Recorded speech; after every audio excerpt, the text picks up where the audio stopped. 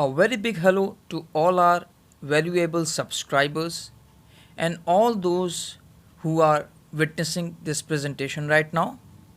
If you haven't subscribed our channel, then we request you to kindly do it, and hence to keep yourself updated with all the new videos, presentations and series of topics coming up. From today, we are going to start with the second biology chapter in class 9th course, that is the tissues. And in today's presentation, we are going to have a broader perspective of different kinds of tissues, those are found in animals and plants.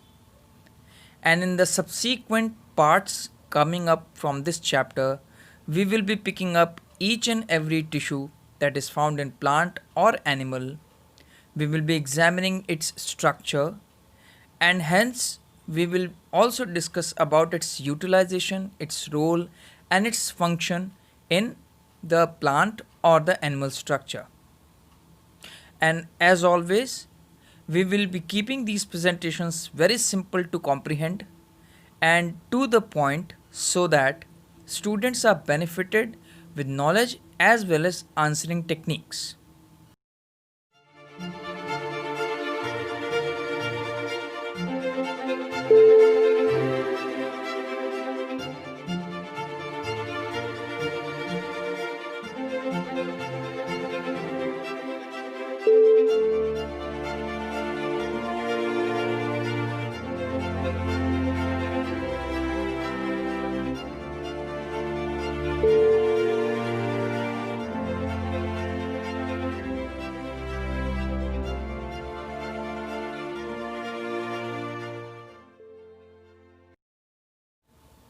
Chapter tissues की series में जो different parts हम आने वाले दिनों में देखेंगे, ये सभी पार्ट्स कुछ बेसिक हेडिंग्स को फॉलो करते हुए बनाए गए हैं.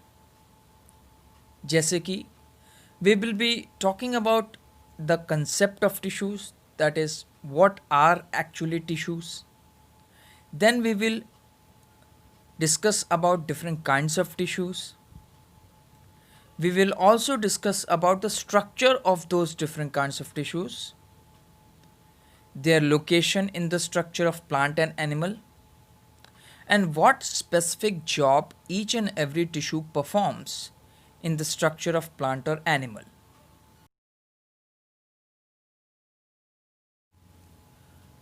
A tissue can be defined as a collection of hundreds of cells performing a specific function. But for a collection of cells to be called a tissue, the first and the foremost prerequisite is that all these cells should be similar in structure and function. For example, if we collect few cells from heart, few from kidney, few from liver, few from pancreas, few from lungs, and aggregate them together, then this aggregation or collection of cells would not be termed as a tissue. But on the other hand, if we just examine the function of, say, lungs, then the property of contraction, relaxation like a balloon, moist surface, thin surface, and excessive blood supply in the form of capillaries are all properties apt for performing the function of exchange of gases. In that way, hundreds or 200 cells of lungs together will constitute a tissue. Hence, not just every collection, but a collection of similar kinds of cells that perform a specialized, particularized, specific function can be termed as a tissue. A tissue is involved basically in many functions like movement of parts of the body, secretion of chemicals and substances, signaling from one cell to the other or from one part to the other, construction or repair work of different parts of the body, not only in case of plants but also in case of animals. Protection of different surface of the structure of plants or animals from external factors, external uh, weather changes, external extremes of condition, as well as conduction or transfer of substances from one point to the other. For students of class ninth to understand in a better way and to have a broad picture of different kinds of tissues, we have provided a flow chart for this purpose. इस flow chart में आप plant tissues और animal tissues का basic division देख पा रहे हैं. Plant tissues में बेसिकली दो कैटेगरीज हैं टिश्यूज़ की. One is meristematic tissue involved in growth function, and one is permanent tissue which is further divided into simple permanent and complex permanent components. In simple permanent tissues, we will be studying about parenchyma, collenchyma and sclerenchyma. In complex permanent tissues, we will be studying about xylem and phloem, about which we have been studying in the junior classes. We will be studying their composition and what parts and components aggregate or come together to form xylem and phloem. In case of animal tissues, we will be discussing the animal tissues under four broad headings: epithelial tissue, connective tissue, muscular tissue and nervous tissue. We will be discussing the location of all the tissues, be it in plants or animals, because locations play a very major role in scoring good in exams and at higher levels, many times in competitive exams as well. Sometimes the location of tissues is also asked. Students, let us discuss few questions based on today's introduction of tissues.